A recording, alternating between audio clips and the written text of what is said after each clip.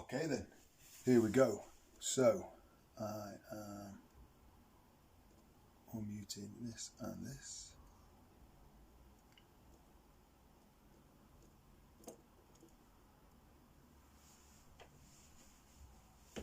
Alright then, so first time I've ever simultaneously done Facebook Live and Zoom. I'm just sorting the volume out over here.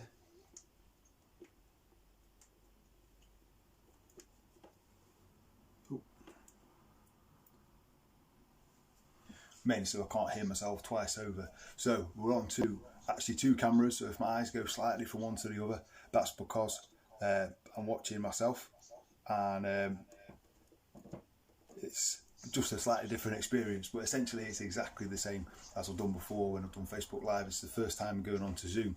If you'd like to come over to Zoom, if you have a quick look in the MW Fitness training and coaching group, which is where this Facebook Live is going out, there is links in there to the Zoom video, and that is interactive video.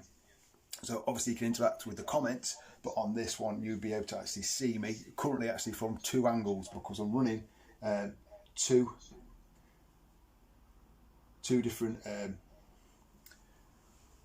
things to be able to see what's going on, and so I can see myself, and on one of them I'm presenting slides as well. So hopefully if you come over to Zoom you'll be able to see these slides. First of all, right now I've got just a thing up saying Facebook Live Zoom video, what we're going to be talking about, which is nutrition, training, a little bit of mindset, and then talking about MW Fitness Online, the daily workout and nutrition support, mindset support, the overall package, the group that I offer over on Facebook. Everything's contained in there for you to be really successful with health and fitness, well-being, and everything that is happening right now is helped in there. So someone's coming onto my Zoom, that's great. And what I'm going to do now, once they're in, is get into what we're talking about. So what we'll do is a real quick recap of what I talked about earlier in the week, last week, and I'm going to actually hopefully bring up some more slides as well, and yeah, bring you a bit more of a visual thing, particularly over on Zoom. So what I'll do, because we're on Facebook now, I can't pop that much in, I can't add things to it, so I'll put all the slides up into one post and with one link afterwards for YouTube and the Zoom, if you use Zoom, and you'll be able to kind of match the two up and yeah, put a kind of visual part to what I'm going to be talking about. So I'm just going to swap over my screen over here, share something a little bit different, which is really a summary of what I was talking about the other day around nutrition. So if I pull that slide up, got them all in order, but the quirks of the system hasn't put them in order in the thing, but at least I know it's number 2. So you might be able to see, if you're on Zoom, this slide that says how many calories. And we were talking the other day in the nutrition about getting the right principles in place to be successul with health and fitness, and actually just with general nutrition. You take it away from health and fitness, take it away from any goals. If it's anything to do with health and fitness and just general well-being, we've got to put some things in the right place. Now, I was saying that the principles really override the system, as it were. The principles are way more important than the way you then choose to eat with the principles.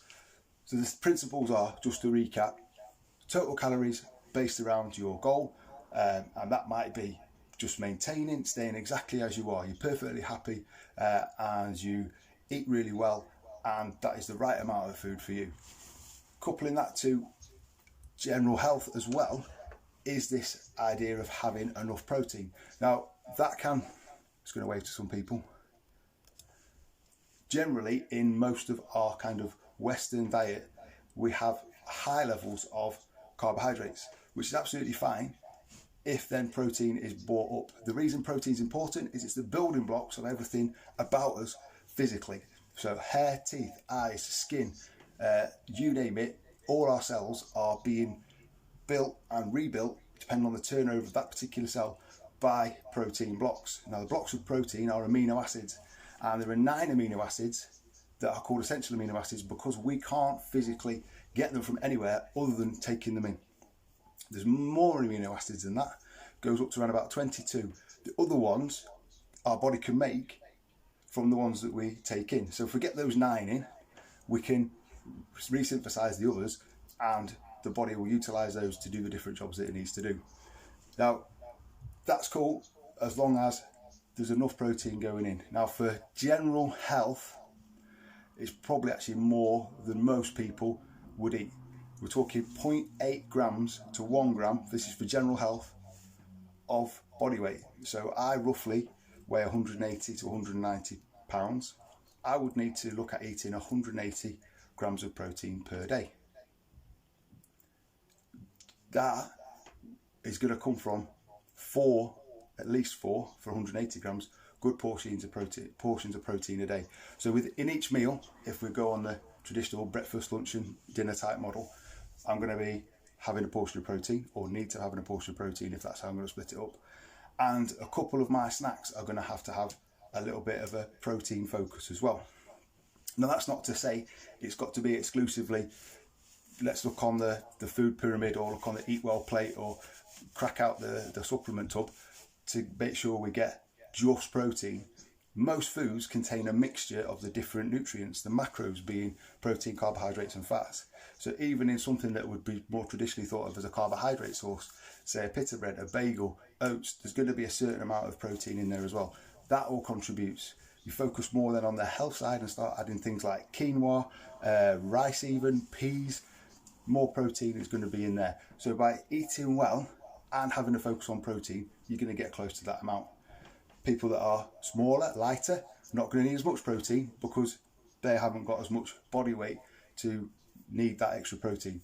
If we're going to go into a training context, and particularly in a calorie deficit, which is what we need if we are looking at fat loss and weight loss, then we're actually going to push that protein up a little bit more to preserve the muscle that you have in your body. Now, you might not consider yourself to be really muscular, but in a calorie deficit, the body's got to find somewhere else to get the energy from.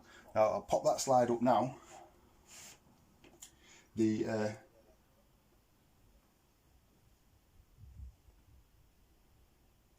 calorie deficit slide, energy balance. So looking at energy balance now, I'll pop this slide up over here, and this is where I talk about having that kind of seesaw effect. So on the one side, we've got what we're taking in, whether it be from food or drinks, fruit juices, alcohols, all those sort of things, all got calories, and that's going to be made up of our protein, carbohydrates, our fats, everything going in. So energy balance, to lose weight, we have to have more going out than we've got coming in. The body has to find that from somewhere. Now, the idea is to use our fat stores that we all have. Even someone who's super lean still has a body fat stores. If we're looking to lose weight, lose fat, we ultimately want to use those fat stores up. So we're going to have an output that's higher than our input in terms of energy coming in and out. So what we don't want is for our body to break down the muscle that we already have and utilize it as a fuel source, because the body can do that, and it's actually a little bit easier for the body to do that than it is for the body to utilize fat as an energy source. There is, just to go on to a little aside, there's no such thing as a fat burning workout. I do classes at the gym called Fat Burn. In the class itself, during your exercise, you are generally very unlikely to burn fat. If you're going into super distance running, and I'm talking marathons plus ultra running, if you do something that's steady and consistent for days at a time, then your body might start to utilize fat. But before it does that, it's still going to break down muscle because it's easier for the body to do that. The reason being is the pathway to break down fat is a slow pathway. The body doesn't actually want to do it. It wants to preserve that fat for times when there isn't energy coming in. Well, actually, we're putting it into a state where there isn't enough energy coming in, but in the body's system, it's still easier to break down the muscle. So we're keeping the protein at a good level to prevent that from happening. Particularly important if you are looking at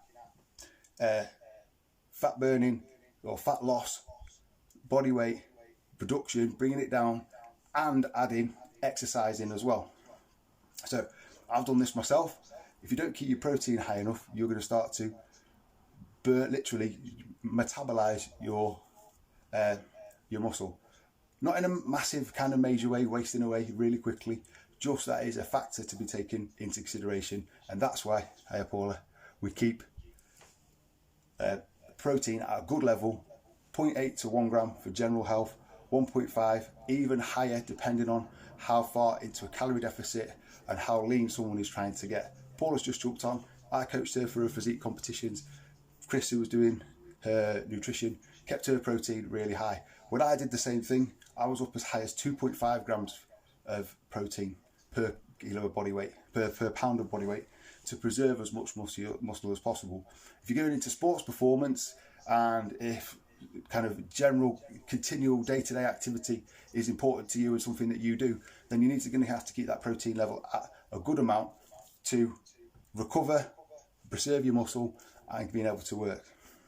Now, focus on protein there, because I often find it's really overlooked when someone comes to me to start off their health and fitness transition journey, whatever we like to call it.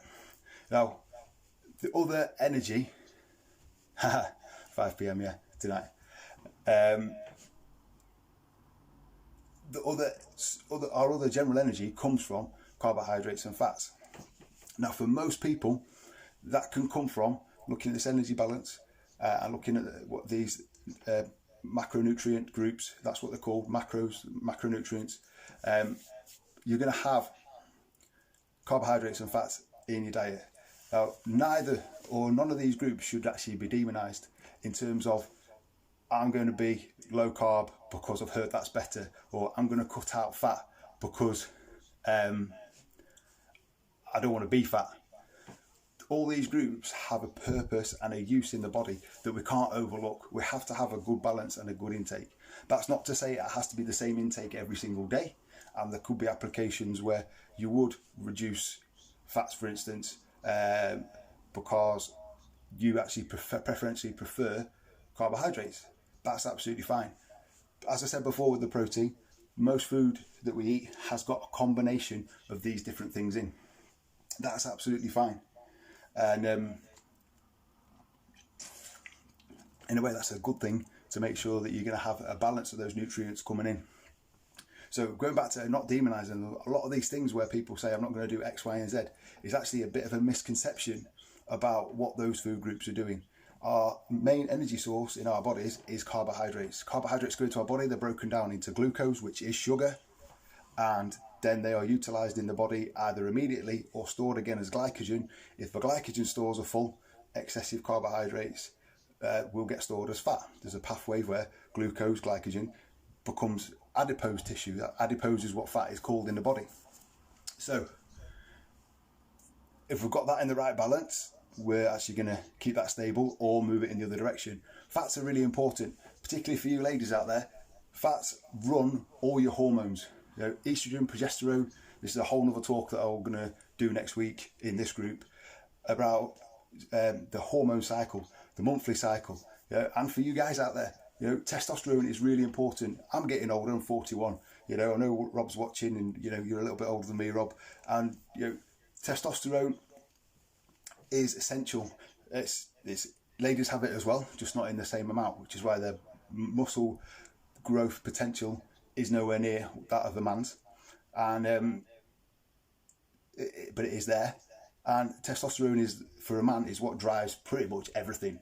It drives literally your get up and go drive. It drives muscle maintenance or muscle growth. It drives your energy to a certain extent. It drives your sex drive. You know, it's really important. It's elevated in men up to a much higher level than it is in ladies.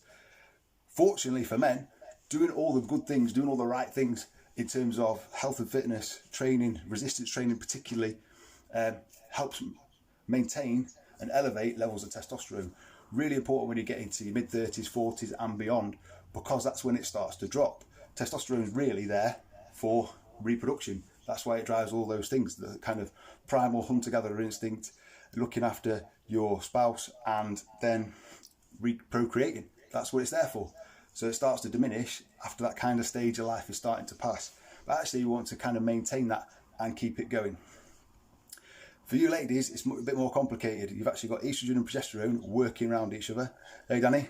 And you've got the other hormones that interact with that, on top of all the other hormones we've all got in our bodies. Now, we need fats in our diet because hormones are made, transported around in fats, in fatty acids in our body. So good levels of healthy fats, including saturated fats, are needed for general health. Okay, so back onto the energy balance. Let's have a look at the next slide. So all the slides for you guys on Facebook Live I'm going to put up in another post a little bit later on. Actually, I don't know if I've got a slide about this, but I'll put the next one up ready. Once we have got the protein at the right level, then we want to have the carbohydrates and fats at the right balance for you. So for most people, when I set this up, in terms of looking at their total calories in, which is the first principle, protein amount, carbohydrates and fats to your taste, to your choice of food, to make up the rest of the calories. Now, usually I set it up at around about 35% protein. That seems to work and hit around about that 1 gram per pound of body weight, and then 35% carbohydrates, so coming out around about the same amount in terms of grams, and then fats at 30%. They're a bit looser. You can manage those however you want, and just grabbing a coffee, picking my coffee up. You can manage those however you want. Now, that then for applies, you've got percentages that you're going to have to do some sort of tracking. Now, tracking isn't for everyone, and it can work off a bit more how you feel. That's called intuitive eating. The problem with that sometimes is, though, that our intuitive eating is, oh, I like that, I'm going to eat it, and it's not necessarily the right things, or it might be too much. Obviously, that's what's most prevalent in society, is food's readily available. Food that's easy to eat isn't necessarily always the best choice in terms of calories or content for health, and that we end up eating way too much. You know, one of the great side, potentially good things about social distancing and lockdown and being much more thought out about going to the shops is a lot of us, including myself, are probably eating a lot better than we were 3-4 weeks ago, because it's much more thought out what we're going to do. You go to the supermarket, it might be, you know, I'm a cereal supermarket goer. I'll go every day and basically enjoy it because I like going around and know where everything is. That's actually just kind of been flipped on its head now, in terms of everyone's eating potentially quite a bit better. And I know there's plenty of memes going around saying, oh, drinking every day. And I got sent a really funny video today saying the peak drinking level is about to come in the next 6 to 7 days, and then we'll see a drop off and things like that. I know people are relaxing in the way they would like to relax, which is absolutely fine. But I think overall, a lot of people are actually being more mindful. And in a sense, that's what it's about, being more mindful about what's coming in. So it might mean tracking, it might not. I generally encourage people to track it at least for a period of time, to get a feel of what my calorie intake actually looks like, written down, noted down, put into an app, whatever the best way for you is, what that actually looks like. And then therefore, what you know about, what you're mindful of, you can manage. And it takes a little bit of getting used to. And I usually say to people, give yourself 7 to 10 days. And that's when, usually the first 7 to 10 days is when people come back with a lot of questions of, how do I do this? How do I hit the protein? What are good protein snacks? Always a really common question. How do I navigate going out at the weekend? Because in my mind, that's going to be blowing up what I've been focusing on. Now, that's the great thing about tracking, because then you can start to look at it in terms of more paying it back later, or saving up and paying it back. So I'm just going to put up this slide real quick over here about calories as money, which is quite a cool concept to think about it like this. So if we look at energy balance as pounds, you actually want to have, in this context, a lower income and higher spend, thinking about energy balance as pounds. So we want our income to be down, what's going in, and we want our expenditure, our spending, to be higher. So workouts, exercise, NEAT, non-exercise activity, thermogenesis, that continual movement we might do, just around at home, playing with the kids, doing a little bit of gardening, you know, ironing, hoovering, all those things. That wants to be higher than what we've got coming in. If we're looking at body composition, we want to match them up. If we're looking at maintaining, and maintaining might be the right thing to do if you are if you're into sports, you are training for say running or whatever it is, you're trying to maintain, and then actually the income has to be higher for people wanting to build muscle. That's generally what's known as bulking, and that's another separate topic that we'll talk about. So that's energy balance as pounds. Let's look at it in terms of balancing it across a week. So now we're talking about energy intake, calorie intake across a week rather than day to day. Now this is another thing that people get kind of a bit, what's the word? It can really throw them off if they have a bad day, in inverted commas. And it can really throw them off if it's either unplanned or actually, do you know what, I know I'm going out on Friday night, I know I'm going out on Saturday night, clearly not at the moment, or I know we're going to have a barbecue because the weather's been good, and then is it worth sticking to it the rest of the time? Well, oh, wrong one.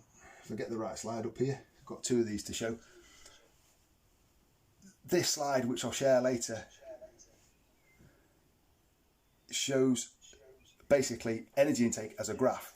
Now I've made this slide purposely how it is because if you use MyFitnessPal as a tracking tool, which is the one I generally use with most people because it's easy to download, set up, then you get a very similar graph built into that app.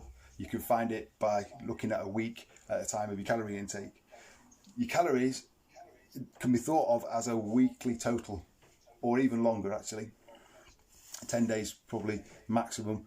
Otherwise it starts to get very convoluted. But if you look across a 7-day week, and for instance on this example it's based on the kind of average man, which in a sense there's no such thing, but 2,400 calories daily is something that I've set for quite a few of my male clients. On this one they've got a training day, so they just below 2,400. They've got a rest day, so it comes down. Then it goes up to a little bit higher because they've got a training day that actually hit it that day. Another rest day, so it comes down. So on and so on. Saturday, they go up to 3,000. Okay, so they go out on Friday night. They have a bit of a bigger meal, steak and chips, 3 or 4 drinks, and boom, they've gone up to 3,000. But because before that, they either knew it was coming up, or this is generally how they do it, they didn't eat all their calories. At the end of the week, even though on Sunday they're still a little bit out because they're having a little bit extra food because of the night out the night before, they're still actually on target. They're still in deficit over the week. So the 2,400 calories intake is a deficit. So maybe their actual maintenance calories are 2,800. Across the week, if you average it, they've still hit 2,400. Another example, put out in a slightly different way. Here we go. Talk through this one. This is probably even more kind of prevalent for a lot of people. Being flexible in sense of a lot of people. Obviously I work with men and women, but I work with a lot of ladies. And it's just presented in a slightly different way. So this time we've got Monday, Tuesday, Wednesday, Thursday, listed downwards, same sort of thing. It's a lady who is in a deficit, 1,600 calories a day. So that's 11,200 across the week. And on Monday they're training, but they get 1,500. Tuesday they're resting, 1,400. Wednesday they're training, 1,500. Thursday rest again, 1,400. So already across that week they've saved 600. Friday training, drinks out in the evening, meeting a friend, whatever. It's gone up to 1,700. Saturday meal out with dessert, 1,900. Boom, they've gone right over. No, they haven't, because they've actually bought it in. Even on Sunday, roast dinner, a little bit more in. They've gone for a walk.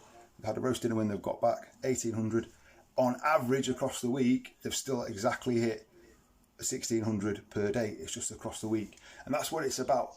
If you have that little bit of tracking, have that little bit of flexibility in day to day, have that good knowledge of what you can eat, to hit the calories, and it's all about, for me, having the right volume of food so you feel full. Protein helps with that as well.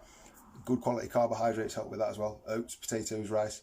This is obviously not taking into account any slight intolerances and things like that. Fats in the right quantity, you're going to feel full, you're going to have eaten plenty of food and be able to hit these targets. Now, there's all sorts going on that can throw us off track, which is totally understandable. So if we suddenly, at some point, we've had a rough week because it's isolation, lockdown, Domino's is still delivering, for example, and you say, right, forget it, I'm just going to have a Domino's tonight, I'm going to get the chicken wings, I'm going to get everything in, and you eat most of that, that's fine. You can do this the other way around. Rather than it was a planned in savings of calories, you can then kind of pay it back in the kind of financial analogy the next 2 or 3 days. And it doesn't have to be paying it all back so on Sunday. So for instance, if that was Saturday night, if that was your night last night, you don't have to pay it all back today. You can pay it back on Sunday, Monday and Tuesday. Just being mindful, bit of tracking, bringing it back down. Now, yeah, that might seem really simple. And this is what I was saying the other night, is that actually it is quite simple, and I try and make it hopefully as simple as possible for people to be able to do that. The harder part is implementing it, in a sense. Once you've got your head around a bit of tracking, once you know your numbers, it's then being confident that this works. And the only way confidence comes is by working through the process. There's lots of tools or lots of kind of diet plans out there that create exactly the same thing. And I touched on this again the other night. When you start to have diets or ways of eating that completely cut out whole food groups, then you're automatically, pretty much automatically, going to end up in a calorie deficit. And for some of those ways of eating, they're not actually going to be that helpful in terms of other goals. So they might be helpful with being in a calorie deficit, but they're not necessarily going to be helpful with muscle building, for instance. So what am I talking about? I'm talking about things like intermittent fasting, I'm talking about keto, I'm talking about the 5-2 diet. That's another type of intermittent fasting. They've all got applications, but the main application is that they are methods of having a calorie deficit. It might well be sustainable for you as an individual, which is absolutely fine. You might really prefer to eat meat, protein, eggs, fish, fat sources. Absolutely fine. I've done things before. I've done the Whole30 diet, which is a kind of quite a strict version of paleo, and there's a paleo diet as well. There's nothing wrong with any of these things. For me, to a degree, cutting out a whole food group, there is definitely reasons to be aware of what that might mean, but they're not going to, in the short term particularly, do you any harm, unless it's a ridiculous, like no carb, low carb, super low calorie thing. And even then, the principle of fasting is, if you don't eat for 24 hours, actually you're not going to do yourself any harm. There's some medical evidence that helps to take the energy that would be used for digestion and improve how your immune system works, and other parts of your physiology actually can catch up with itself because you're not constantly digesting food. Personally, I've seen studies that says that happens anyway if you're not eating excessively, as in above maintenance. So it's a benefit, but you can get the same benefit in other ways. As long as you're not doing these things for like a super long period of time, they're not going to be detrimental to your health. But are they sustainable? That's the thing. That's the next slide I'm going to bob up, if I can find it quickly. Is just that question.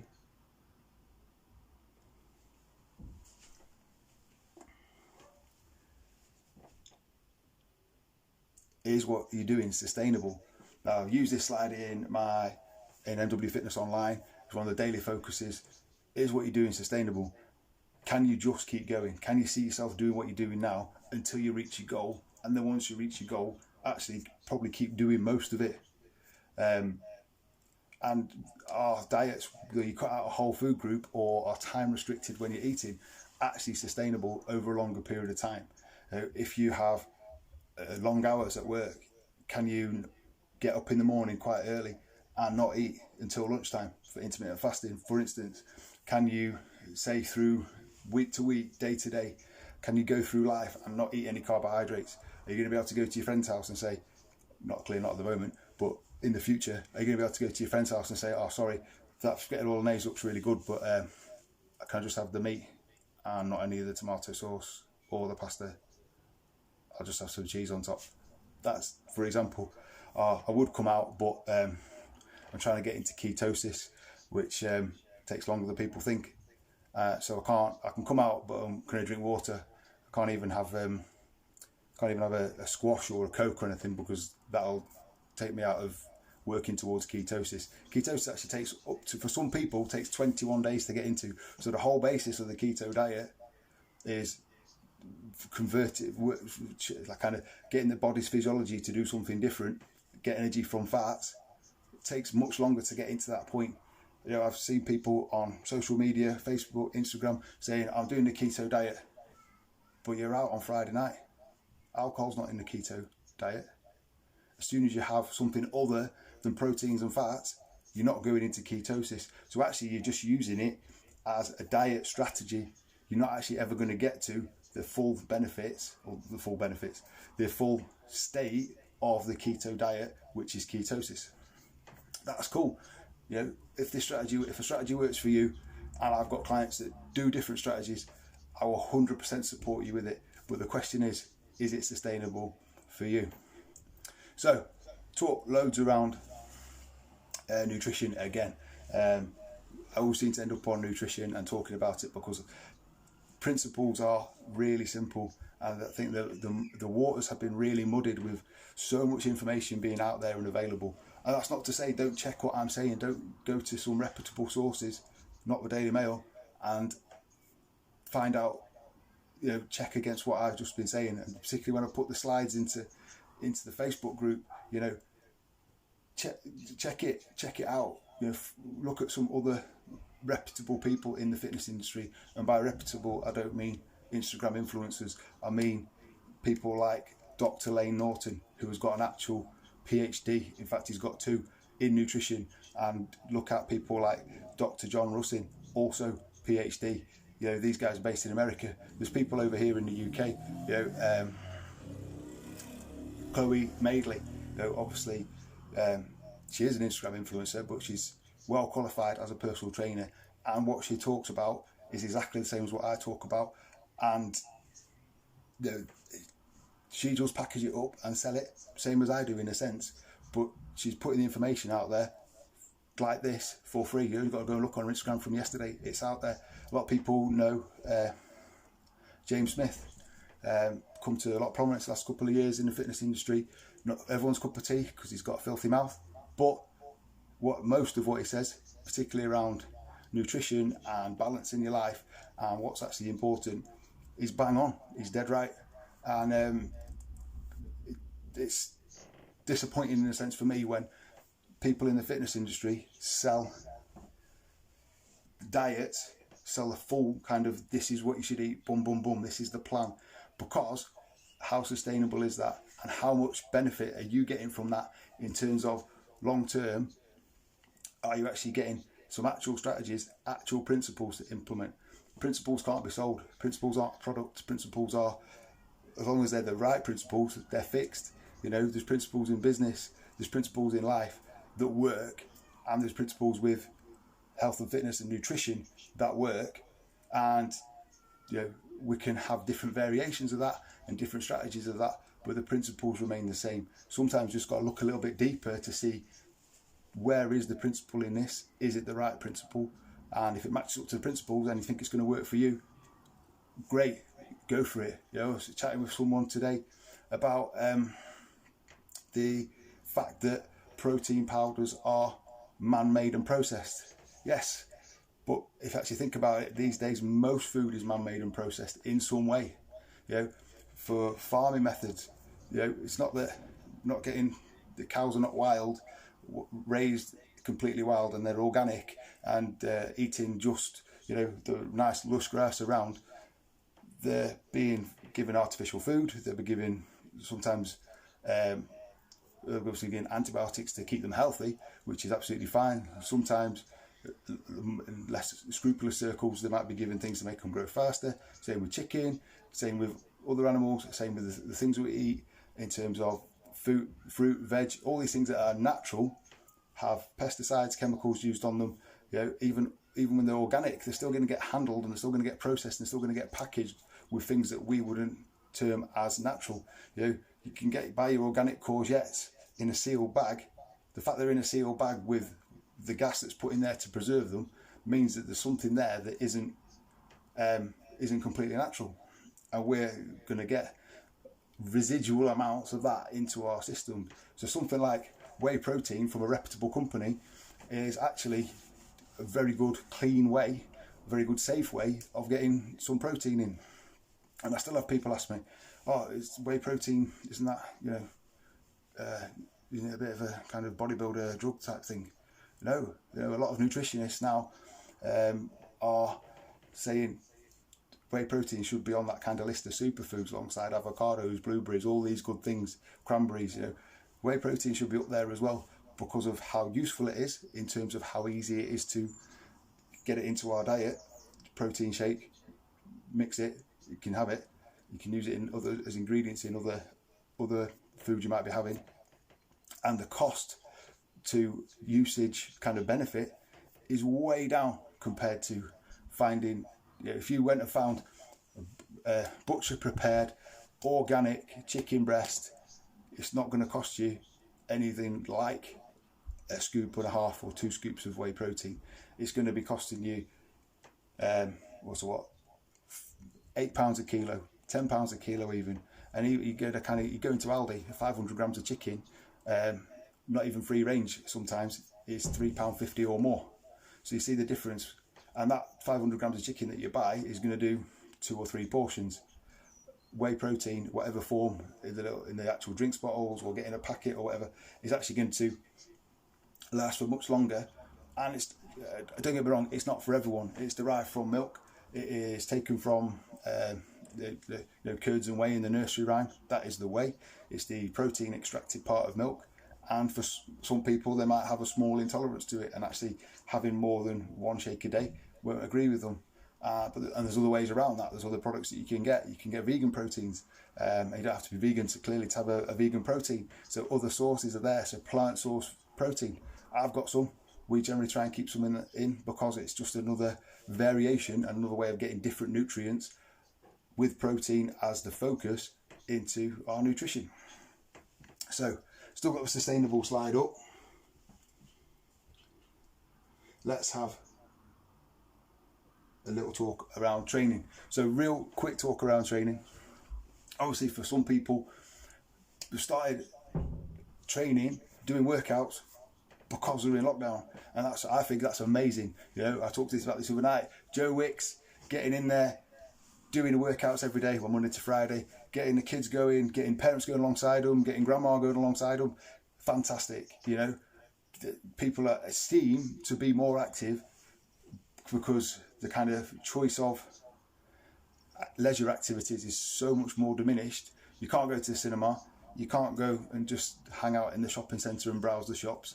You've got your time you're allowed to go out, or you can exercise at home, or a lot of people are choosing to do both. There seems to be more people out walking, jogging, running on their bikes than ever, especially for this time of year. And you know, people doing Joe Wicks, jumping on my mate Craig's workouts, doing my workouts, doing the other guys based at Flax 24 with their workouts. There's a whole world out there. You know, Paula was on earlier, and she's doing great workouts. She's got a spin bike at home. She's getting people who've got spin bikes available to them, doing spin twice a week.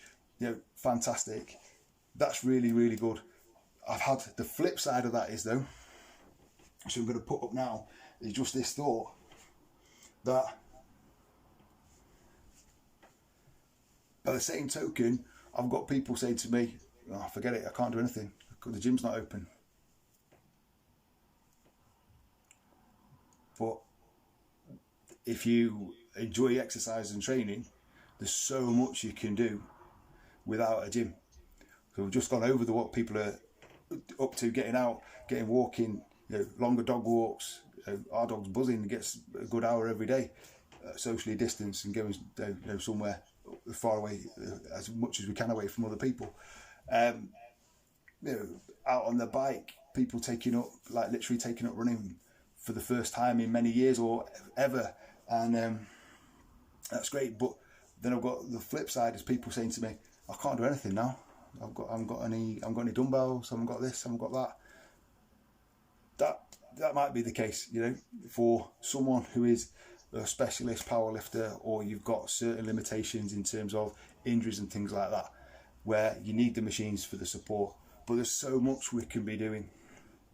And personally, we're 4 weeks in, I'm in better shape now, fitness-wise, than I was when I had access to the gym 7 days a week and I was actually working 5 days a week, just because I'm actually got a better recovery, better nutrition, and making the whole thing work better for me personally. Now, that's not to say that you might not have the space at home, or you might not have the motivation, because going to the gym is part of your routine and you enjoy the community aspect of it, and you see some people that and someone's there to say, right, you're going to pick up this weight and you're going to do this many reps because it's body pump or your personal training session, or you're going to go at this speed for this amount of time in your spin class. I love all that stuff. That I teach all that. I love being involved in it. I don't often get to go to other people's classes now, but given the opportunity, I would, and I would go to try other gyms, and I do that. Work out with people in different places, work out with my clients, take my clients through workouts. Love all that side of things. But we've got to get a little bit of this adapt and adjust. And this isn't just for this time now. This is through life. Things happen, things change. We have kids and life completely flips upside down. Or your kids get a bit older and you can get back into it.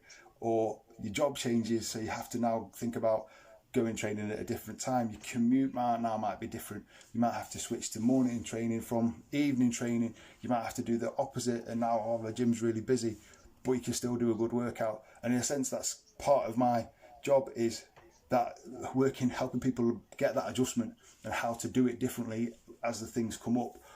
Little injuries might come up, how to work around it. And that's what I would do with anybody that I work with, is how to adapt and adjust the training. I just think right now we've got a massive shift, and some people have fully embraced it, and actually a lot of people have started a fitness journey that maybe they wouldn't have had the time for or the inclination for before lockdown. And actually it's kind of focused people's minds to the health and fitness, and actually regular exercise has become quite a lot of part of people's well-being, and a lot of people are maintaining that because it's part of their well-being, and that is fantastic. I just think for some people they actually need to have a little word with themselves, and actually, what, I can move the coffee table and I can do 10 press-ups.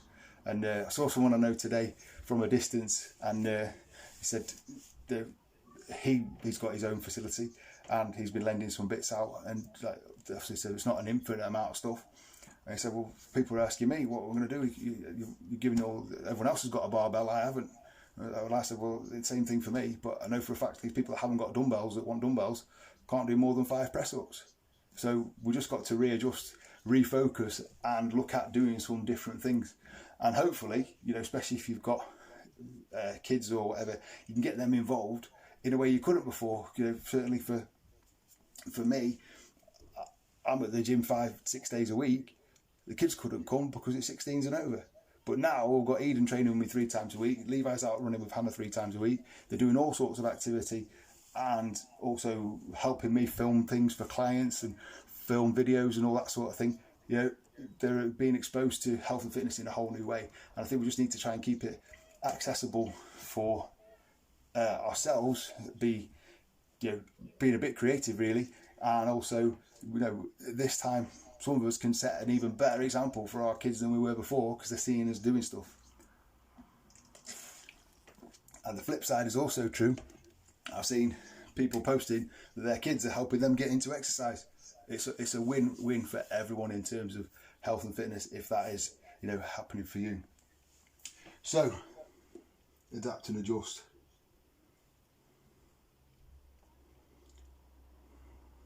Last little bit.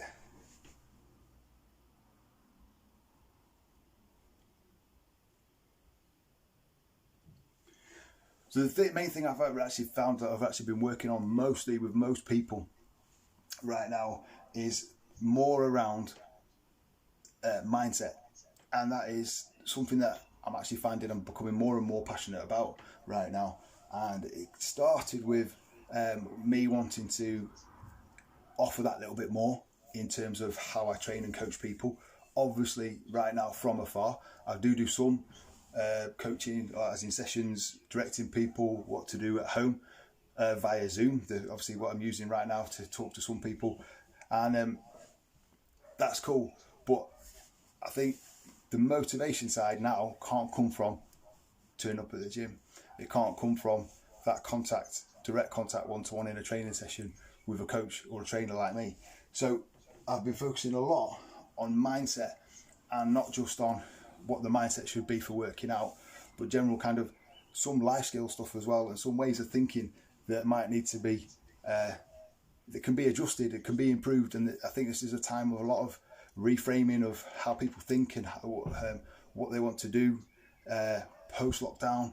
And maybe there isn't, maybe we can't wait to get back to what we were doing before, but that also still gives an opportunity to kind of think about why that is, what we're missing. And the analogy I used the other morning on one of our morning coffee chats that I do with Hannah at 7 a.m, it was that's that thing, Snog, Marry, Avoid. Used to be a TV show, and it's a bit of a game thing, isn't it? And what are the things we want to kind of change, keep, and never do again? That sort of kind of thinking in terms of mindset. What do we need to change, or what has changed, and what effect has it had? So what are we going to keep from that, and then what are we going to drop and not go back to? On our morning coffee chats, we kind of, I really want to acknowledge the fact that these times are unprecedented, and a lot of people are going through a really hard time. They've lost people close to them through coronavirus. People are struggling financially, and there's all sorts going off. Being in a contained space at home, very difficult for some people. Some people obviously alone doing that as well, also really difficult. And they're very, very thankful and grateful for technology. So right now I can speak to you like this, but other people can stay connected. And so that's where this kind of mindset stuff's kind of been born out of. And what I'm doing is running a 28-day kind of rolling cycle of mindset things. That's not to say each 28 days is exactly the same. It won't be. It isn't. And so things like the slide I just put up over on Zoom is habits make them work for you. And that's just a kind of daily thought, that being one of them, of how we kind of think, how we kind of operate in life, and what we can do to do it a bit better. Some things, as I just said, are things to change. Some things are to keep, and some things are to drop. That's absolutely cool. Habits just being one of them. And actually, habits are what help us be successful with a lot of things. Habits are what help us navigate the morning routine. Habits are what help us keep our jobs. Good habits. Habits are what help us get through day to day, and remember to do things almost without thinking, such as brush your teeth, make sure the kids have brushed their teeth. Just using examples that go up a lot in our house. And eat well. That's just another habit, and we have to build and work on these. But actually, we get to a certain point and we're almost kind of overloaded with habits. So this thought of habits make them work for you was more of, what are you already doing that's good, and what can you piggyback onto it? So one of the examples I use with this is, I get a lot of people come to me and they've got like little shoulder niggles or knee and back issues. So one thing I often recommend is the stretch bands and doing stretches. If you have the habit of putting the kettle on in the morning and you've got to wait for it to boil, that is probably the ideal time to run through a stretch upper body rehab and mobility routine. and it might just be movement, but why not use that time? Some people have got issues in the back, they've got tight rhomboids and things like that. You know, kettles on, get that ball behind you. My man Josh Penny's big on this stuff, really good. Get that ball behind you, do your manipulation for the 3 minutes or whatever it is that the kettle's boiling. And that's just an example of how we can make habits work for us by adding little things to those habits. And that's just one of, as I say, a continual rolling thought process of things that are going to be helpful. I've done things around how to focus and think a bit better about the week coming up or the week that's just gone. And if I could find that, if I put that slide in here, yeah, here we go. I'll bob this up as well over on Facebook afterwards. Rest, reflect and refocus. And this is just a little process that I used to do quite regularly, and then for reasons of busyness and not thinking about it, stopped doing it. And this was the first weekend as I was doing these. I put this as the 7th daily focus. Was Sunday, rest, cool. Reflect, what's been good last week? And actually I've broken it into kind of what's 3 things that have been good. Why were they good? How were they good? So rather than just thinking, oh, that was great. Say for me, to say business context, 2 more people joined MW Fitness Online. Fantastic. Why did they join that? Because I've been doing my Instagram and boot camps, and they know me from Flex as well. And so how did that come about? Because I've been doing those workouts and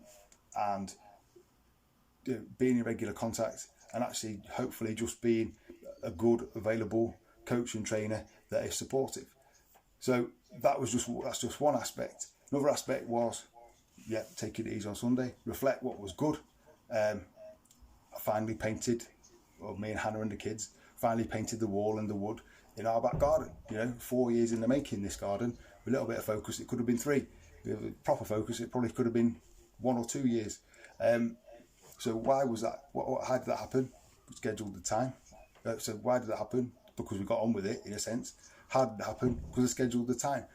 And then we can refocus on what's coming up next week. So 3 things to aim at next week. And rather than just being 3 kind of tasks, also at least one other thing that is going to build you up, improve where you're at. Now that might be, for me, that's actually been getting the DJ decks out and doing a little bit of music a couple of days a week, and kind of seem to have got into a nice little pattern where get them out on Friday afternoon or Saturday, the kids have a little play, they're getting into the music stuff as well, and then they go away again on Sunday night, so the table's free, ready for homeschool on Monday. That's absolutely cool. Things like that, what's going to actually make you have a better week, that if you do this thing at some point or regularly through the week, how's that going to help you have a really, really good week? And that's just what this concept's about. So mindset for me right now is as big as the habit of working out, daily exercise, good nutrition. And so with that, that's what I'd like to just finish off this about.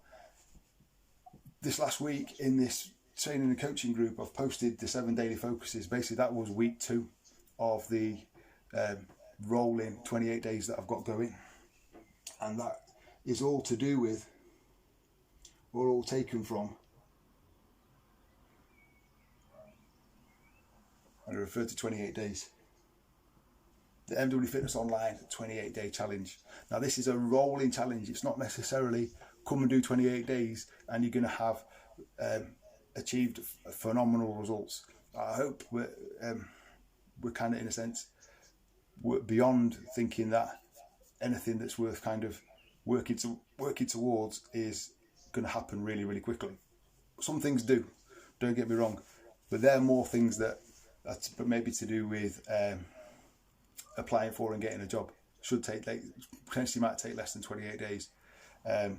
Having a problem medically that we can go to the doctors and get resolved should hopefully take less than 28 days if it's something kind of fairly standard. Something that is a difficulty with a family member, hopefully with a good conversation and good resolutions, we can resolve things. In terms of us physically, most things we're trying to work towards are going to take longer than 28 days. That's why I'm saying this is a rolling 28-day challenge. And the mindset stuff's all part of that. The training's all part of that, as in the training sessions, the workouts that I provide, as well as the ones that are on Instagram and Facebook every week. It's all designed to create a momentum of working towards a goal. And it might not even be working towards a goal that's physical at the moment. I've got people that are doing MW Fitness Online who are just looking to maintain a level of balance and health and fitness during lockdown.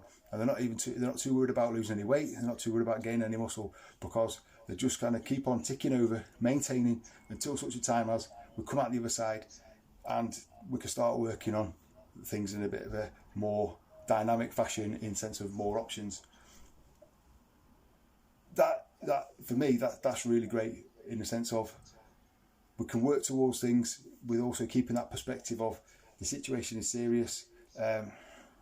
Let's not pine for the gym, because it's not going to reopen maybe next month, maybe the month after. At some point we'll go back to normal.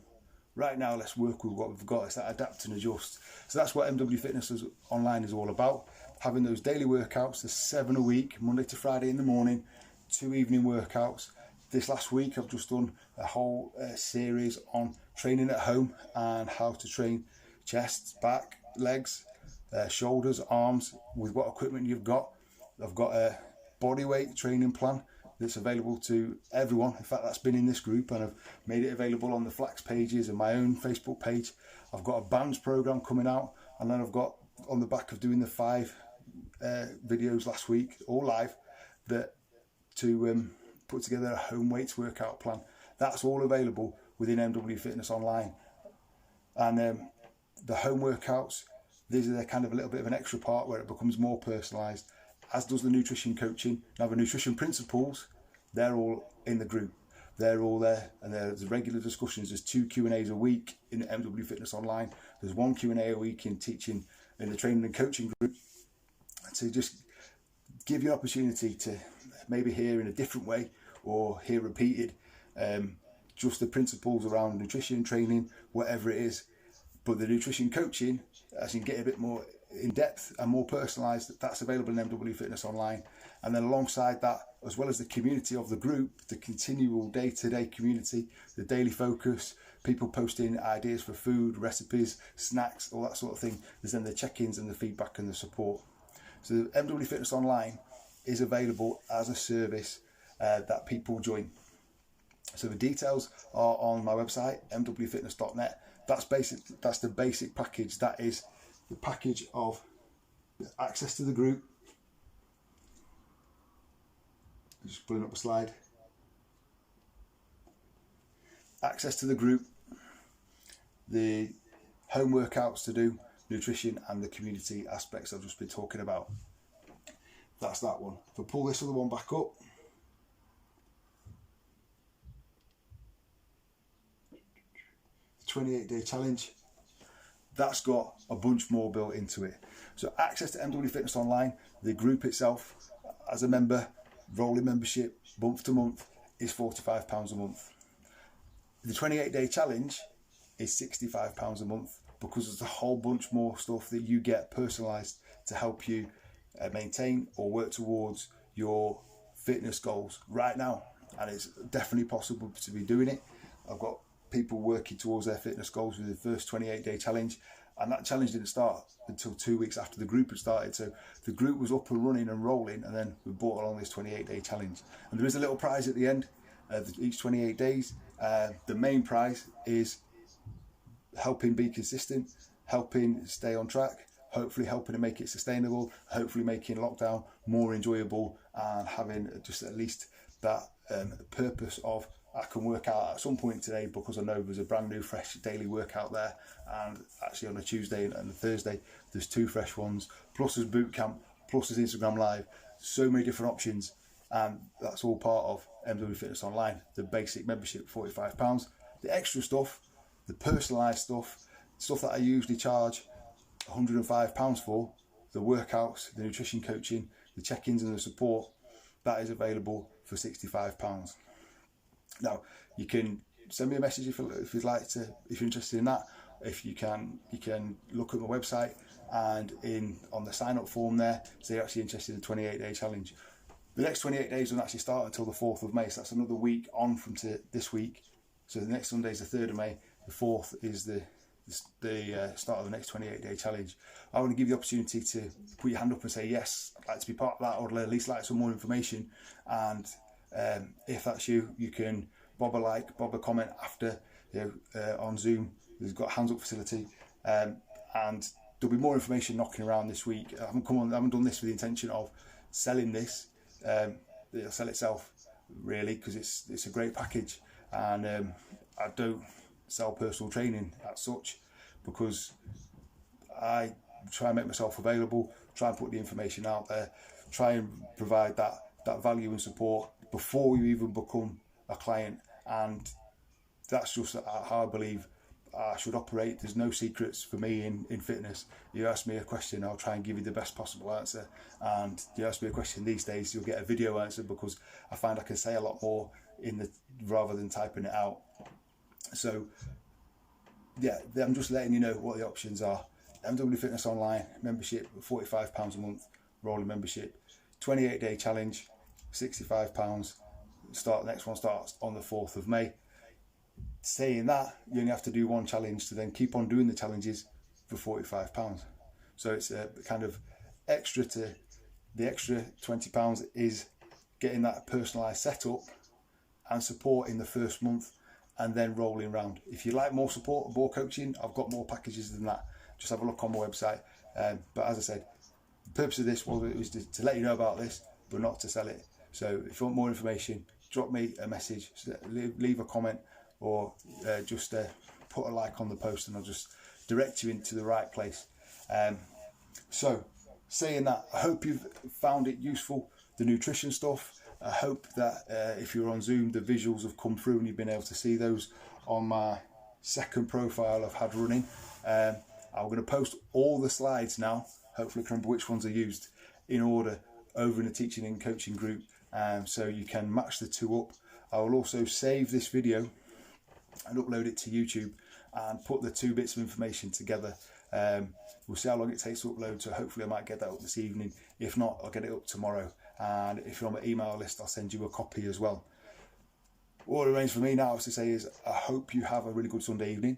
The weather seems to be dropping a little bit. It feels actually a little bit muggy, so hopefully it'll rain and break that a little bit. We've had a great run, haven't we, of days of how nice it's been. And also, any support, anything that you want to ask about what I've said today, or if there's something, because we went on Facebook Live, that I've referred to a visual thing that I've put up in Zoom you haven't seen, and you want to be able to match that information to what I've been saying, when you see the different bits of see the different slides uploaded into Facebook, then just please give me a shout. I'm always helpful. I always want to be helpful and able to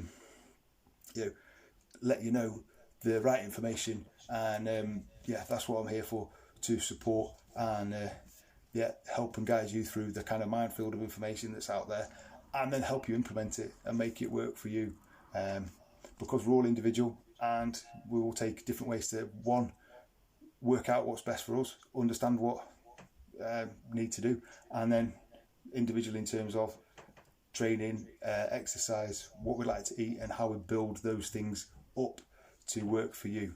So hope that's been useful. I've gone for an hour and 10, almost an hour and 5 minutes. So as I say, I'll upload this, make sure you can access a copy and put all the visual stuff together, and have a really good Sunday evening. I'll see you next week.